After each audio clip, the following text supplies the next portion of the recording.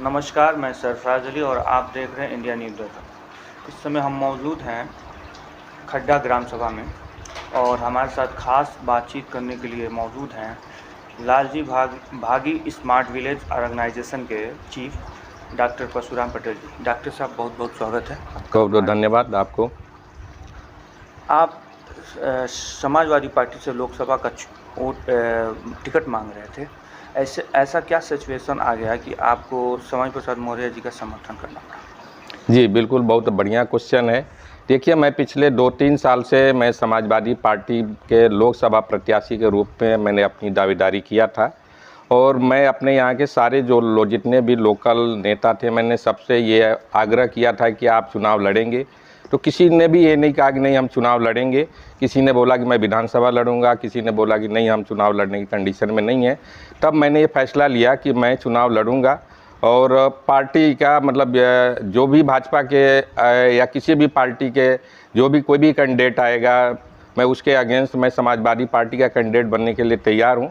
और पिछले 2-3 साल से मैं लगातार क्षेत्र में बना रहा और प्रचार प्रसार किया, बैनर पोस्टर लगाया और मैंने अपनी दावेदारी पूरी मजबूती के साथ मैंने पेश किया और लगातार हमारे राष्ट्रीय अध्यक्ष जी से भी हमारी कई बार बात हुई। तो मैंने ये देखा कि ठीक है, वो राष्ट्रीय अध्यक्ष जी का निर्णय है, उन्होंने जिसका भी टिकट दिया उसका हम स्वागत करते हैं। मगर यहाँ पे मैंने देखा कि मैं पिछले 1 महीना से यहाँ पे बैठा हूँ, मैं समाजवादी पार्टी का प्रचार करना चाहता हूँ, बट यहाँ का लोकल संगठन या जो कैंडिडेट है वो हमेशा हमें इग्नोर कर रहे हैं, हम उसके उपेक्षा के शिकार बन रहे हैं। आज तक जो कैंडिडेट जो हम लोग लखनऊ में लगातार 1-1.5 महीना उनके साथ थे, उनको टिकट मिलने के बाद भी आज तक उन्होंने कभी भी ये महसूस नहीं किया कि डॉक्टर परशुराम पटेल की भी इनकी सहयोग की ज़रूरत है, इनको हमें प्रचार प्रसार में इनका भागीदारी चाहिए। और चूँकि वो सैंथवार बिरादरी से है, हम कुर्मी बिरादरी से हैं, तो क्या हमारी बिरादरी को उनको वोट नहीं चाहिए जो हमेशा उपेक्षा कर रहे हैं? हमें लगातार क्षेत्र में सुनने को आ रहा है कि ये सैंथवार बिरादरी में जाते हैं, कुर्मी बिरादरी को इग्नोर कर रहे हैं। और तो मेरे को ये लग रहा है कि जब लोकल संगठन या जो कैंडिडेट है जब हमें आज तक पूछ ही नहीं रहा है, तो हमें लगा कि हमें ज़रूरत ही नहीं है इनको, हमें इनको प्रचार प्रसार किस तरह से करें, क्या करें। मैं लगातार उपेक्षा का शिकार हो रहा था। तो मैंने निर्णय लिया कि जहाँ पे हमें मान सम्मान हो, जहाँ हमारे समाज का मान सम्मान हो, मेरा मान सम्मान हो, तो मैं मान सम्मान से कहीं भी मैं कंप्रोमाइज़ करने को तैयार नहीं हूँ। तो इसलिए मैं निर्णय लिया कि मैं चूँकि हम एक विचारधारा की लड़ाई लड़ रहे हैं, तो स्वामी प्रसाद मौर्य जी भी उसी विचारधारा की लड़ाई के एकदम पैरेलल चल रहे हैं, बराबर के चल रहे हैं।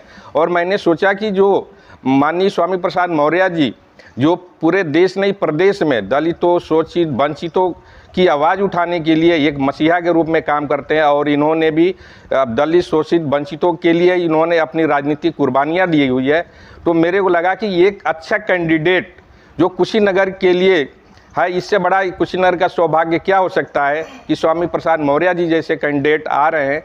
तो हमारा एक जिम्मेदार नागरिक होने के नाते, जिम्मेदार वोटर होने के नाते मैं पार्टी से ऊपर उठ के मैंने सोचा कि स्वामी प्रसाद मौर्य जी को समर्थन किया जाए और वो हमारी आवाज़ देश की सबसे बड़े लोकतंत्र जो संसद में है वहाँ पे वो हम लोगों की आवाज़ उठाएंगे और हमारे कुशीनगर की जनता का नाम रोशन करेंगे। तो इसलिए हमने खुलेआम उनको मन से मैंने समर्थन दिया हुआ है। और मैं अपने कुर्मी समाज से और दलित, पिछड़े, शोषित, वंचितों से मैं ये आग्रह करता हूँ कि आप सब लोग बढ़ चढ़ के और स्वामी प्रसाद मौर्य जी को भारी से भारी मतों से विजयी बनाएं और ये एक इतिहास रचें। और ये हम लोग गौरवान्वित महसूस करेंगे कि कुशीनगर की जनता एक ऐसे शेर को चुन के भेजा है देश की संसद में, जो हम लोगों के हक की लड़ाई के लिए लगातार लड़ते रहेंगे और ऊंची आवाज़ उठाते रहेंगे। तो चूँकि मैं उपेक्षा का शिकार हो रहा था और मैं देख रहा हूँ कि कैंडिडेट जो हमारे जो पिंटू सिंह सैंथवार जी हैं वो टोटली इग्नोर कर रहे हैं, वो किसी के बहकावे में आ गए हैं, वो उनका अपने ऊपर वो कंट्रोल नहीं है, उनका रिमोट कंट्रोल किसी और के पास है, तो उनके इशारे पे वो काम कर रहे हैं। तो क्या हम एक लगातार मैं जब एज ए कैंडिडेट हूँ तो हमारा भी कोई जनाधार है, हमारे समाज का भी जनाधार है, तो क्या वो उनको इतना भी नहीं समझ में आया कि क्या एक बार भी हम चल के या डॉक्टर साहब को खुद मैं अपने वहाँ बुला के और मैं उनका समर्थन ले लूँ या कोई गिला शिकवा है उसको आपस में बैठ के दूर कर लिया जाए? बिल्कुल ही नहीं। तो पिछले जब मैं 1.5 महीना से मैं लगातार उपेक्षा का शिकार हो रहा था, तो मैंने कहा कि मैं अपने समाज के हित की लड़ाई के लिए, मैं अपने मान सम्मान की लड़ाई के लिए, अगर हमें बागी बनना पड़े तो मैं बागी बनूंगा।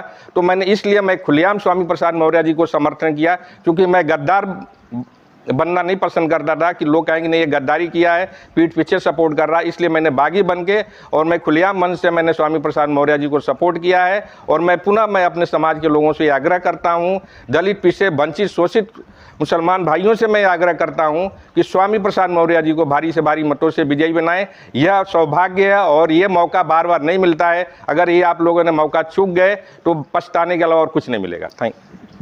जातिगत समीकरण पे क्या असर पड़ेगा आपके जाने से? क्या आपके समाज के लोग स्वामी प्रसाद मौर्य का समर्थन करेंगे?